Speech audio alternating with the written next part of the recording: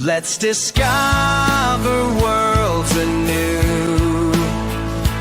Every page we journey through, hand in hand, just me and you, finding treasures tried and true, because the world needs to hear your story. Turn the page with me, it's time for Book It. Turn the page with me, let's book it.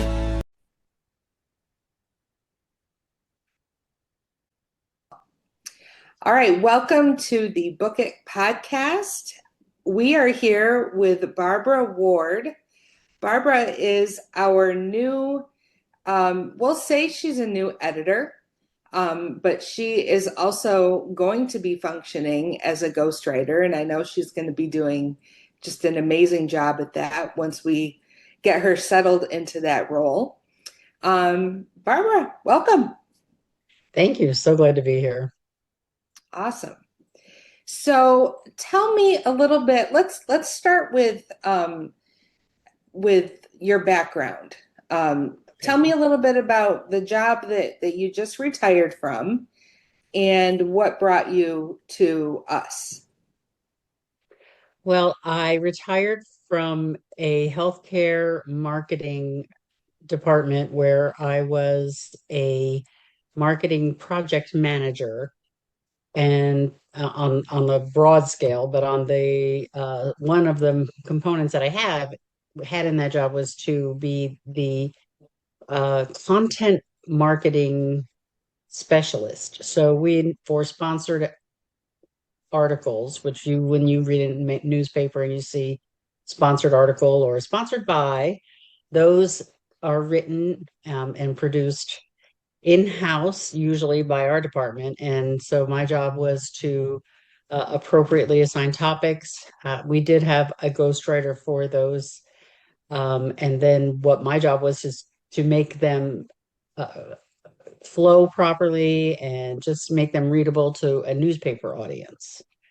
And so one of the things that we established early on is appropriate audience language and their education level of our readers.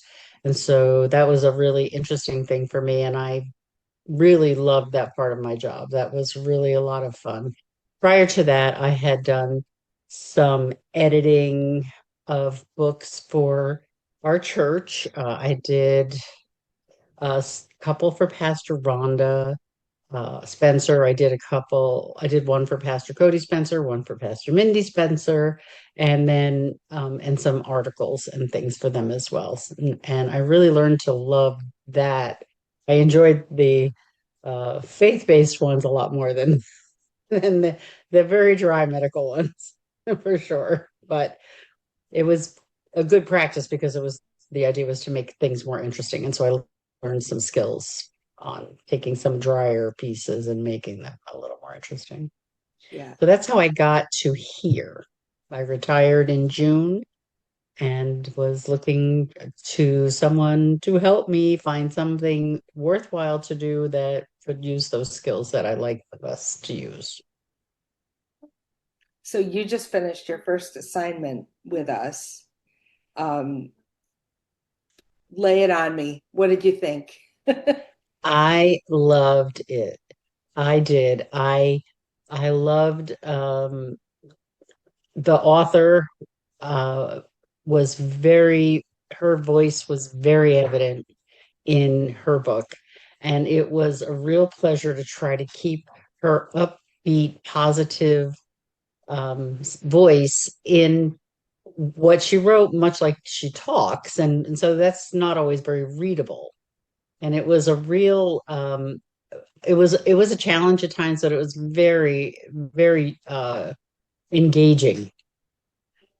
And I loved that when I finished, I had really absorbed the things that she was teaching just as I was editing it, and had begun to apply some of them to my life. And I was really her sense of gratitude, for instance, really permeates the whole story of what she went through. And I'm made me even more aware of how much I need to be grateful for all the things, all the things, all things. Yeah. So it was really impactful to me in addition to being giving me a sense of purpose, and it was a really wonderful experience to read her story and then help her convey her story to the people that she is hoping to share it with. Awesome. Yeah, I always find that part of it the most challenging because it's so easy to get immersed in the story. And then you're like, I haven't been paying attention to spelling. I haven't been paying attention to any of this stuff. I just finished working on a book for Jennifer Lerner. She's doing, as a part of her doctorate, she's doing a book on menopause. Well, of course, that is like right where I am, and at my age. So I'm like trying to read this book and I'm crying through it and like, oh, now I have to start all over again. And she is so engaging that I can, it's just easy to get lost in her writing because I've read some of the things from some of her little workshops and things that her approach to menopause is pretty unique. So it's cool. It's very cool. Yeah. Yeah. Yes. Um, I I think I learned that I need to make a full skim of the whole book before I start to edit because uh, some of the overlap might have been easier for me to navigate, and I might have been able to take less time doing it too Mm, by just having a little bit, I didn't want to peek at the end, but I needed to. yeah. Sometimes there are things we have to sacrifice as editors in order to get the job done. Exactly. And so that's one thing I learned. I will definitely on my next venture go through it, just briefly skimming it to get the gist of it and then make sure everything aligns. But it was a great experience. I loved having this looking forward to working on it every day, and the pace was good for me. I was hoping it was good for you, and I enjoyed it a lot. I actually thought you went pretty fast. Oh, good. So for our audience, Barb was the first editor and I was the second editor. That's kind of how we do things, with currently called Caldwell Creative. Very soon we're going to be called Deep Well Publishing. Oh, Um, I don't know if I told you that or you not. didn't. That's all right. But that's how we do things. We always uh, we start with one editor and then it goes to another. To It's important for me for two sets of eyes to see it, because it's so easy to miss things. And so that's kind of how we do things. So, yes, I read the story as well. And it was very moving. And I remember when Pastor Patricia Taylor, that's who we're talking about. I don't remember if we said her name, but We I did. remember when they were out of town and they were gone for such a long time. Um, and that's what they were doing. Their daughter was having heart surgery, a heart transplant, and that's what this book was about. Yes, and what a gift. I mean, to be diagnosed and then a month later have a new heart. I mean, wow. Yes, The Lord was moving in that one big yes, time. he absolutely was.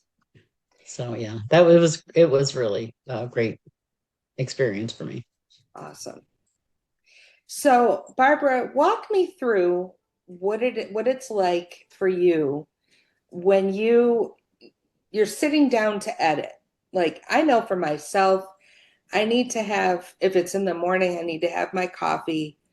In the afternoon, I'm working on Gatorade usually. But do you have like a dedicated home office? Do you work at your kitchen table? Like, tell me what it's like.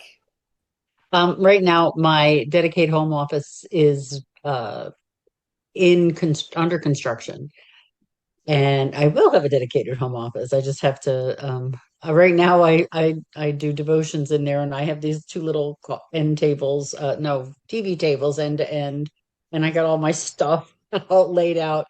So currently, I'm working at my kitchen counter. Um, my husband is usually gone during the day, so it's me and the dog keeping each other company. I have my coffee in the morning.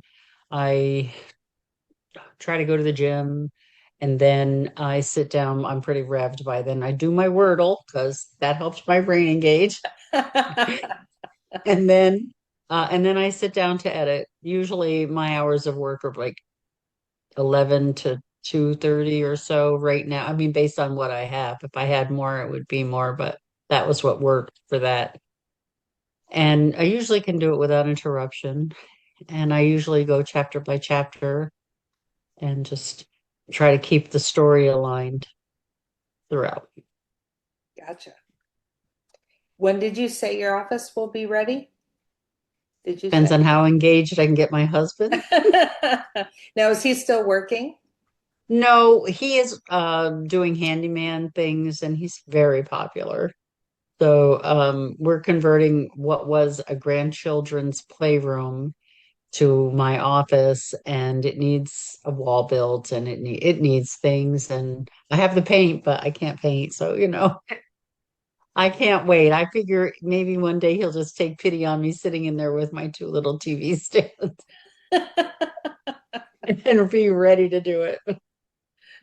But the community needs him more than me, apparently. So Yeah. Yeah, that's the tricky part, and I know exactly what that's like, even, with ghostwriting and editing. I spend so much time focusing on the client's work, and, you know, doing your own projects is a thing too, it for a it lot of it us. is a thing. And you're working on that book. I am working on something as well for myself. And yeah, and that's at that little table. And then of course, as I do more with uh, editing and ghostwriting, I'll have more of the available funds for fun things like walls and projects. So that will help. So you said you're working on something for yourself. Are you writing your own book? I am uh so the Lord has me doing uh, a a timeline of my life, which is 66 years long. And so what I've done is taken a notebook and written every year on it. And I'm walking through my life in random order and looking at it from the perspective of his presence in it and how he was working when I was oblivious, when I wasn't even walking with him. And I believe that out of that, there will be um, memoirs, sections that are, based on the different things that I went through. And I have a fiction novel, a novel in my brain, but he's not released me to write it until I get this done. Wow, that's awesome. So I'm excited to do that. Yeah. Yeah. And the more I write, the better that will be. And I love that concept of using the notebook and putting the years down. And that's really good because I think a lot of the authors that we work with, um, some of them, I end up doing Zoom meetings like this with them because they haven't written a word. They have no idea how to start. And not that there's anything wrong with that. I mean, that's kind of why we do what we do. And Um, blank pages are intimidating. yes, yes, they sure are. But I think that that is a really good, even a tip for anybody, who wants to write. You just start doing something. It doesn't even have to be Right. the right way. Exactly. I think if anyone asked me, how do I really feel like I want to tell this story, how do I do it? That is probably the easiest way to do it is to write a timeline from the beginning to the end of the major events and then begin to slowly flesh out what happened from point A to point B to point C to point D. And then there's a story to tell. And then you can also make, at that point, it's really helpful to decide what you don't want to tell.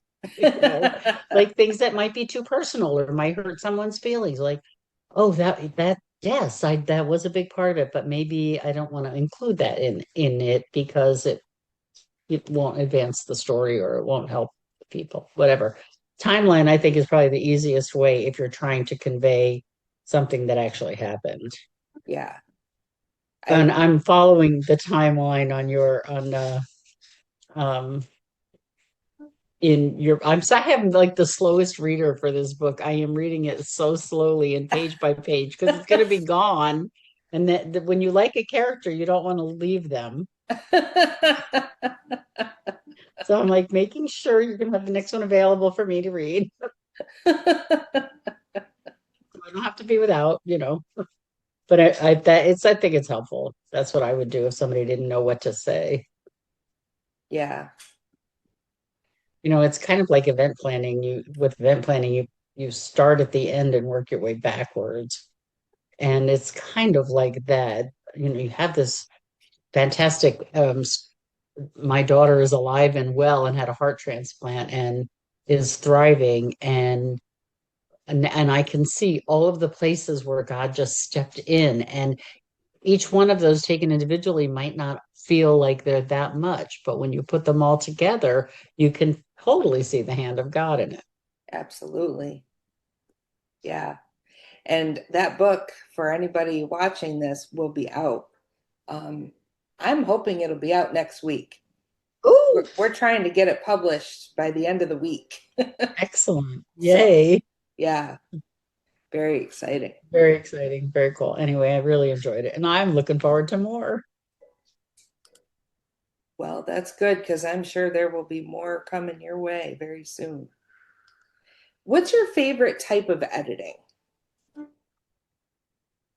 Um,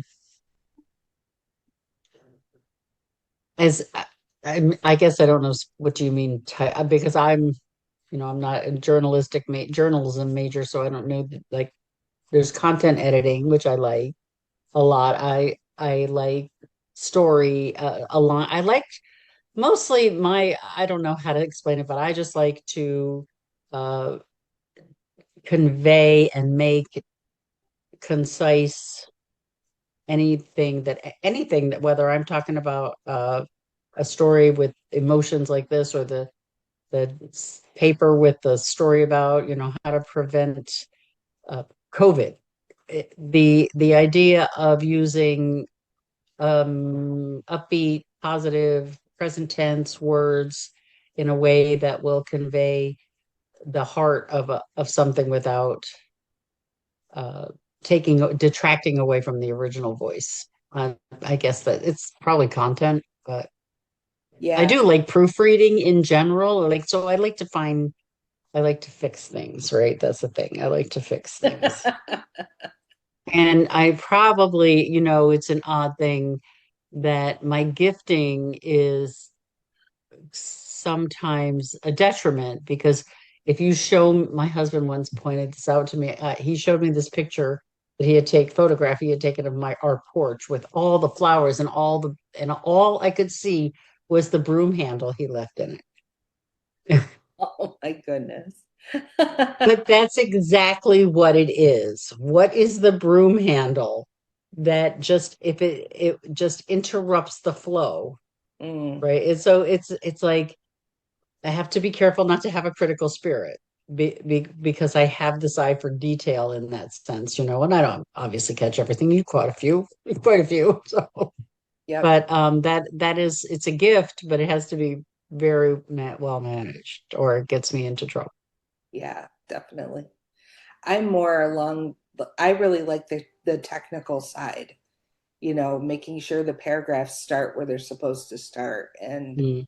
the structure is right and punctuation and spelling and all that stuff. Hmm. I really like that part of it, I think the Yeah, most. I guess I like the flow. That's probably why we'll make a good team because I'm really, really concerned about the flow of the sentence and making sure that it applies appropriately and then it wasn't already said somewhere else and all of that. Yeah. And you were really very helpful with my new book that just came out. You had, so for people who haven't read it, so there was this one section where the young people, I had them drinking coffee. And Barbara came up to me and she's like, I don't think that very many young people drink coffee. I think that I hear more about them drinking energy drinks. And you just sparked, like, now I'm hoping that someday maybe I'll get a deal with somebody to create this energy drink because I created an energy drink. That's so great. That's so cool. I didn't read the one I have that has that in it, but that's a great idea. What's the name? What did you name it? I could just see it. I was like, it was in my Uh, head that you needed to do this. it has, it's, the English name is Drink of Power. Oh, Um, okay. Let me see if I can Is find. it in Aramaic? Yes, I gave it an Uh-huh. Aramaic name, and you'll have to bear with me while I call up the thing. You know what? I don't even know if it's in this copy. I'm gonna have to get back to you on the name of That's okay. I'll it. wait, but that's so cool because I was just thinking that I really wanted what it was he ended up having, right? It's that kind of like the mushroom coffees they're talking about these days or whatever. So that's fun. Yeah. So Yeah, so I those do, types, yes, it's helpful to have that other perspective. yes, very helpful, very helpful. And did Um, Pastor Patricia find my comments useful? Because I haven't, yeah, she's been it's taken her a little bit of time to go I through saw everything. that. Yeah, I Yeah, was and we're watching. still Yeah. kind of messing around with some dates and trying Hmm. to make everything as cohesive as possible. But there were several sections of the book where you were like, I'm not sure that this makes a whole lot of sense, but we're just going to go with it. And she emails me back and says, I don't know what I was thinking. Change this, change this, change this. And Oh, good. that's kind of how it goes sometimes. Yeah, that's great. Yeah. Tell me about some of the other projects that you've worked on. Pick one and that was particularly memorable for you, and tell me a little bit about what you liked about that. Um, so I really enjoyed working on Pastor Cody Spencer's Built. It was it was uh I was pretty just do it kind of thing. There was not much back and forth between the two of us, and that was kind of interesting. He really didn't have time, he just poured it out and he said, okay, let me make the and so I did what I could for it. And when it came out, and I was like, wow, he left a lot of what I did. I mean, I had a lot of comments, but I never, it was just like, okay, I'm done. And then he said, okay, bye. I never heard from him again, but it made me feel pretty good because a lot of what I did, which was like I would have normally communicated with an author, had a chat about, what do you mean, that kind of thing. Mhm. He accepted it as so, and it was also a very good book because it was kind of a working workbook. So Yep. that was pretty interesting. Working with Pastor Rhonda was very challenging because her voice, she really wrote like she talked, Yes, she did. and she did not want much done. She'd just take out the typos, and that was a challenge. But her voice was, you can hear it when you read it. You hear her Yep. if you had the pleasure. Yep. I Pastor had asked me to edit her Going Through the Fire book, Mm, and of course she was gone by that time, and so it was very important for me to preserve her voice. I wanted people to hear how she sounded. I wanted them hmm. to hear her in their heads as they read Right. it. Um, And I know one of the things that she did a lot was dot, dot, dot. And I remember her telling me, don't leave the dot, dot, dots. That just means I don't know how to finish the sentence. And I need you to finish it for me. Yeah, she was great. She was Yeah, great. yeah, she was. So I enjoyed those. Yep. And then I tried to proofread some of the I don't know if you ever got to doing it. Some of the Thursday the he has the four notebooks. Oh, yes, I have worked on them. You've worked on them as well? Yeah, maybe we Wow. should compare notes and see because I don't think they've actually reissued them with too many edits in them.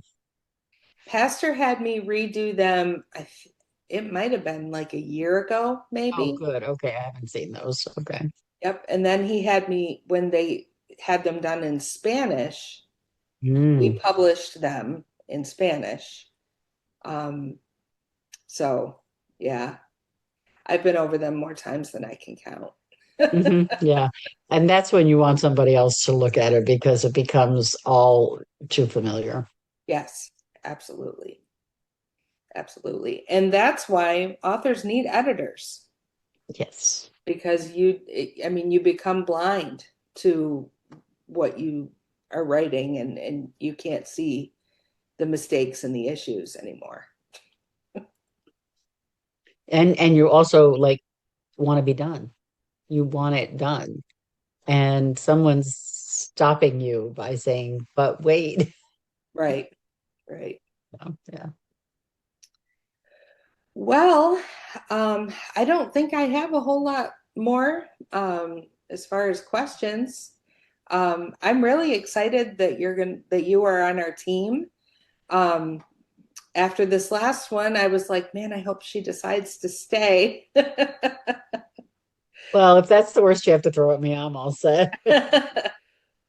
I really enjoyed it. I Good, really did. good.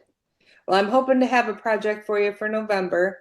Yay. Once we uh, really come out with the Deep Well Publishing as our name, we've floated it out there. We say it here and there a little bit, but we're going to be changing our website and our socials and once we have publishing in our name, I Mhm. have a feeling that we are going to get a lot of clients. Like I think a lot of people don't know what we do Mhm. being Caldwell Creative, Right. but once we're publishing, I think that's I gonna love the change. name. It's great. Yeah.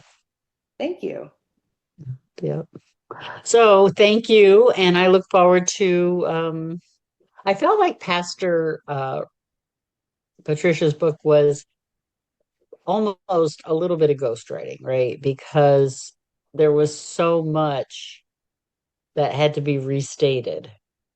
Yeah, So that was good because it gave me a real sense. The fact that you maintained all the most of what I did and were mostly focusing on the typographical things that could have been, go they most of them can go one way or the other. And I am an Oxford comma person, but I seem to have missed a few of them. Sometimes I read for I'm reading for flow, if as if I were reading it myself. And do I really want to pause for that comma? right. But but it was a good experience because in the after it I saw you move it over to her that you didn't feel the need to make changes other than the the basic stuff, right? So the chopping that I did seemed good to you. Yeah, it totally did. And I thought you did an excellent job. So Yay.